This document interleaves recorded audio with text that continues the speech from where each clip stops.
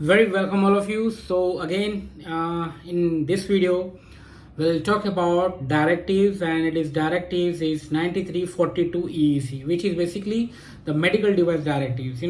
Because it's not possible some of the documents are in transition from MDD to the MDR. At that time, they need to have C certification for both MDD and MDR based certifications. So your clinical evaluation report or your other technical documentations need clarity on this, or you need to give a definitions on that. So you need to understand that any kind of medical device which has been utilized, like whatever the intended purpose, indication for the alleviations, preventions, diagnosis of any kind of disease, injuries, like whichever any article has been utilized on that is called the medical device. And for that medical device, this 9342 EEC directive has been applied. So this is for these directives. We already had covered AIMDD directives, EUIMDD directives, which is 9079 EC, and we already covered EU IVDD directives, which is 9879 EC.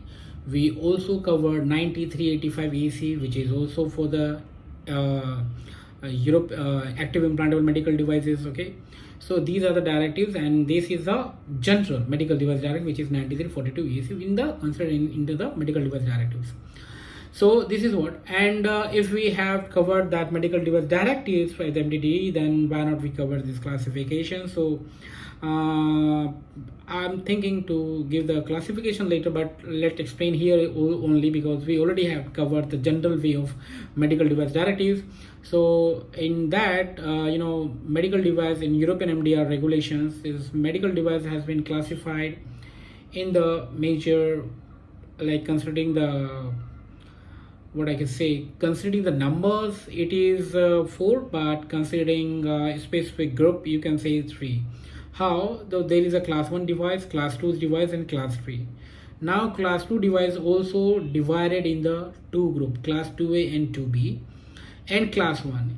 In general, people class 1 considered the one category only, but sometimes this class 1 also subdivided into the 3 different category. Basically, the class 1 is more general category, class 1M, which is all class 1 devices which has been utilized for the measurement, and there is another category which is subcategory of class 1 is the class 1S, which comes under the all sterile class 1 devices.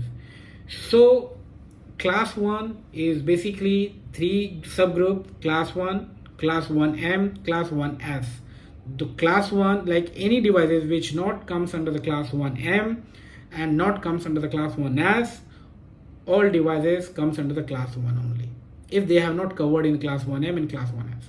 And 1M, it is for the measurement, 1S for the sterile, and class 1 is the lowest risk devices, and class 2 is a moderate risk devices, and among that class 2, 2A and 2B. So 2A is less moderate, like not less risk, and then class 2B is a high risk in considering the class 2 subgroup.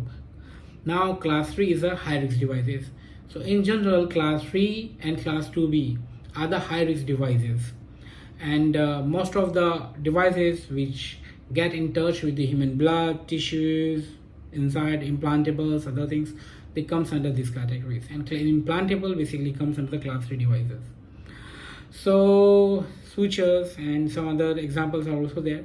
So if you need a brief explanations on that with the example, like which devices comes under which categories, and according to that which directives is applicable, and what are the C certification requirement, and what are the frequency of C certification, if you need a complete knowledge on that, then just DM me. We will get back to you and we'll give a separate lectures on this. So as it is just a terminology section, so we just covered, like whenever you find this terminology, so we just need to tell you what that means. So that's it for this video. We will come and we will cover some another topic in another video. So till then, bye, take care. If you have any small query or any questions, just comment on this video. We will get back to you. Bye.